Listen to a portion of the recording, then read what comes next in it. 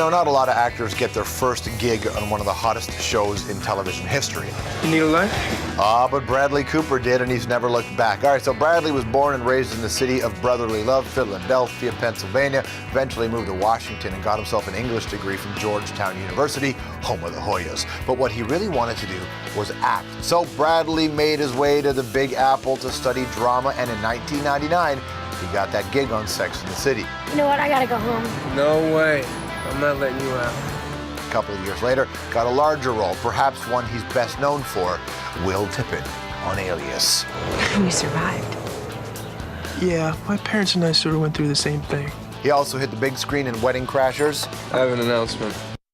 Alongside Sarah Jessica Parker again. This time it was with Matthew McConaughey in Failure to Launch. Oh, he's also done Broadway. A couple of years ago with Julia Roberts and Paul Rudd in 3 Days of Rain. Now, more recently, Bradley's brought out the comedy in his talent. He's a Yes Man with Jim Carrey. He also played a guy who cheats on his wife in this year's He's Just Not That Into You. Oh, by the way, also star of a new film with the very funny Zach Galifianakis. It's called The Hangover. What's on your arm? Bill, you were in the hospital last night. I guess so, yeah. You okay? Yeah, Alan, I'm fine. What the hell is going on? Everybody, please say hello to Bradley Cooper. Nice to see you, man. How are you? Great. Real pleasure to be here. Thank you, man. Nice to have you here. You've actually spent time in Canada. I mean, you shot in Vancouver, didn't you? Yeah, I spent like about 8 months in Vancouver 6 years ago, and I can't talk about it. Nothing's changed. Nothing's changed. Nothing's changed. Nothing. It's exactly the same. I assume you've thought about this a lot, but what a great film to get to research. Let's just get blindly drunk. Exactly. Yeah, I spent years, literally years researching for this movie. Nice.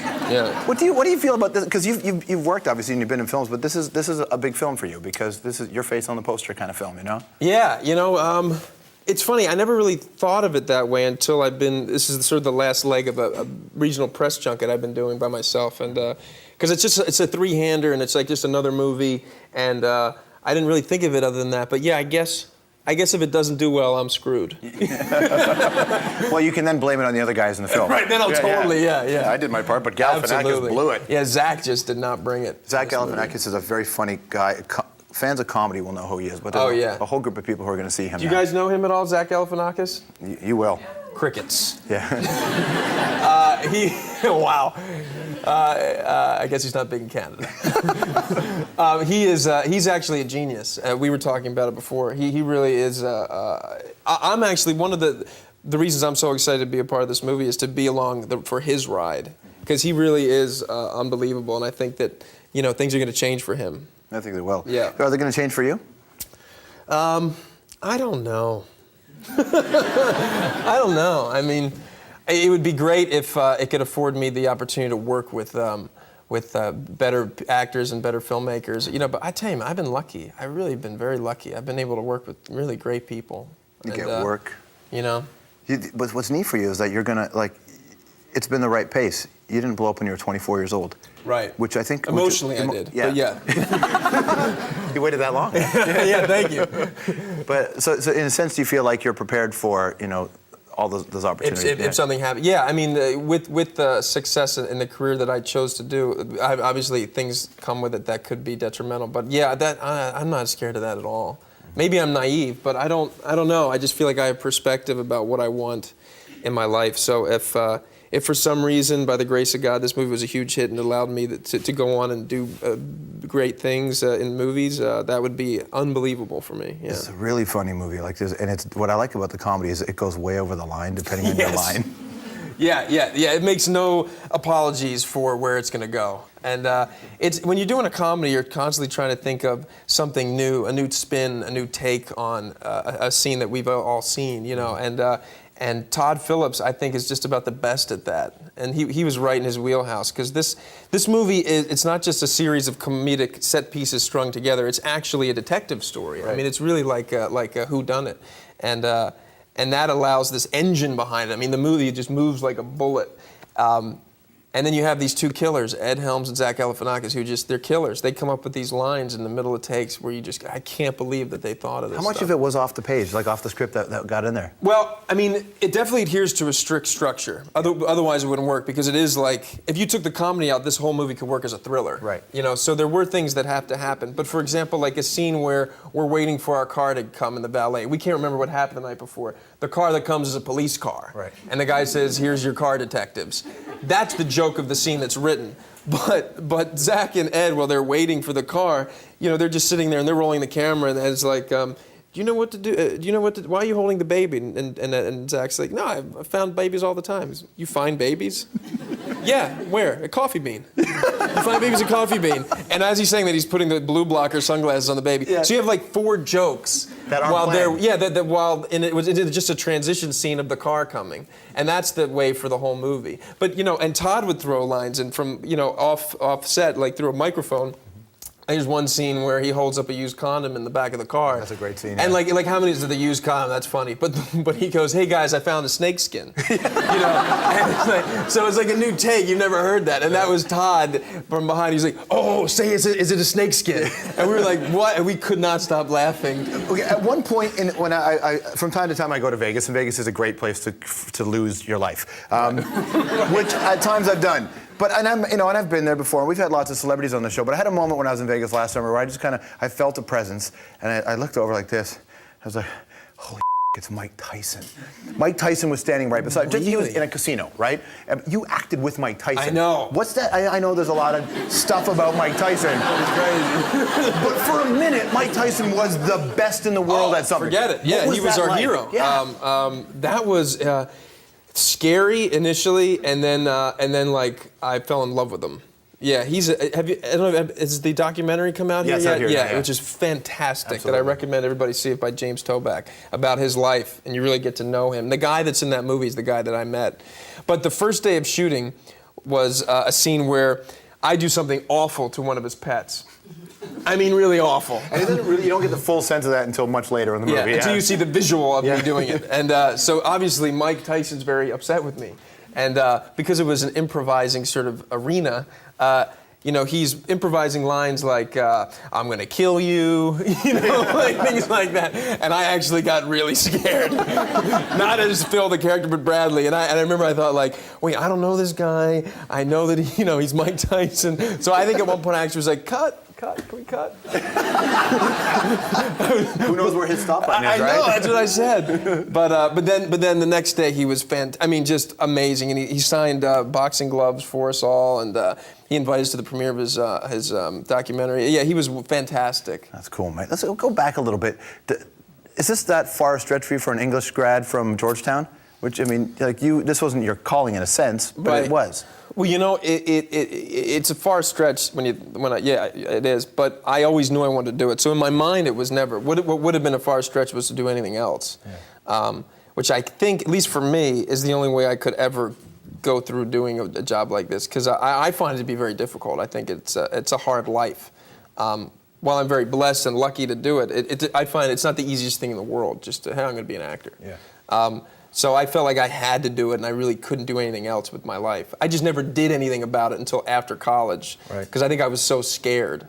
And I just sort of, I don't know why I never did. I mean, I never did a thing about it, but since I was a kid, people would say, it was kind of like a joke. It's like, hey, what does Bradley want to be? I was like, I'm going to be an actor. Yeah. It's like, what are you going to do? Nothing. That's like a lot of actors today, though, right? That's kind of like a lot of actors today. Really? You just sort of sit back and kind of let life happen. Oh, yeah. Really? Yeah. Well, we don't call them actors, we call them stars. Oh, okay, right? okay. They're very different. You're a Philly boy, right? Philadelphia. Yeah. You went to school. Was it Germantown? Was that your school? Germantown Academy, yeah. Germantown Academy. Former Toronto Raptor, Alvin Williams, same graduating year as you. He and I were actually great friends. Oh, come on. We used to... he used to come over to my house and we would study for like midterms together, and like we were really close friends. I went to Villanova my freshman year before I transferred to Georgetown, and we tried to be roommates, but there was a policy that only basketball players could be roommates, and I love him. And I just reconnected with him about 3 months ago because I hadn't talked to him for years. Mm-hmm. And he moved back to Philly, and he's doing great.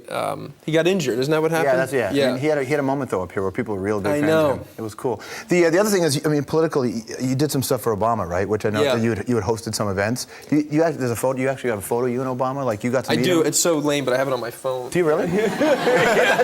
I do. We need to see that picture. I don't know where my phone is, but yeah, I was in Springfield, Missouri, 2 days before the election, and just campaigning, and I didn't think I was going to see him actually. And then we went down, we were ushered to this field, and they said, "Oh yeah, there's going to be a speech." And next thing I know, he comes walking out with Michelle and the 2 children, and I mean, I could not speak. I mean, and I was like, my cheeks were shaking. You know, I had that like perma smile, and I said something awful like, "Let's get her done." I like held those. I did. It was awful. But I did say that. Hey, because you said that, you got him to vote in Arkansas. Thank you. You know? Yeah, not Missouri. No, not Missouri. No, we lost not. Missouri. But yeah, that was that was unbelievable. Is Obama the guy you campaigned for, or is it a political candidate you campaigned for? Like, was that a stretch for you to step outside and campaign for a person? As opposed to Being involved in politics generally.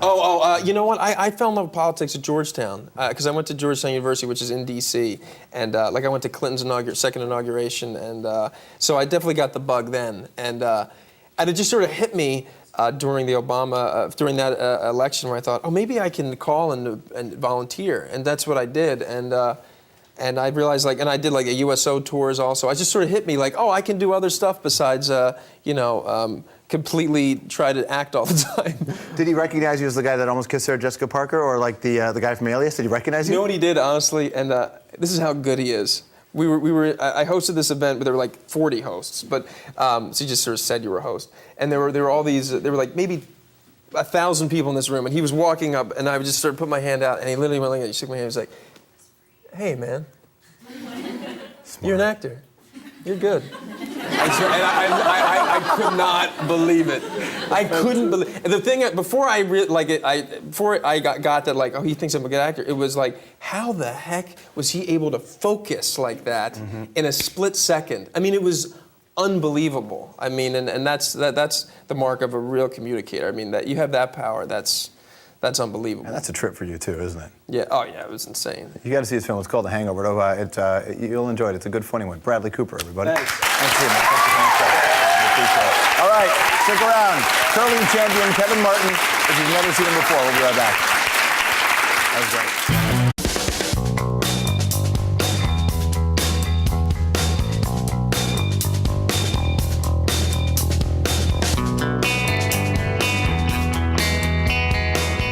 You know, not a lot of actors get their first gig on one of the hottest shows in television. Rudd in 3 Days of Rain. Now, more recently, Bradley's brought out the comedy in his talent. He's a yes man with Jim Carrey. He also played a guy who cheats on his wife in this year's He's Just Not That Into You. Oh, by the way, also star of a new film with the very funny Zach Galifianakis. Yeah, my parents and I sort of went through the same thing. He also hit the big screen in Wedding Crashers. I have an announcement. Alongside Sarah Jessica Parker again. This time it was with Matthew McConaughey in Failure to Launch. Oh, he's also done Broadway a couple of years ago with Julia Roberts and Paul History. You need a life? But Bradley Cooper did, and he's never looked back. All right, so Bradley was born and raised in the city of brotherly love, Philadelphia, Pennsylvania. Eventually moved to Washington and got himself an English degree from Georgetown University, home of the Hoyas. But what he really wanted to do was act. So Bradley made his way to the Big Apple to study drama, and in 1999, he got that gig on Sex and the City. You know what? I gotta go home. No way. I'm not letting you out. A couple of years later, got a larger role, perhaps one he's best known for, Will Tippett on Alias. Can you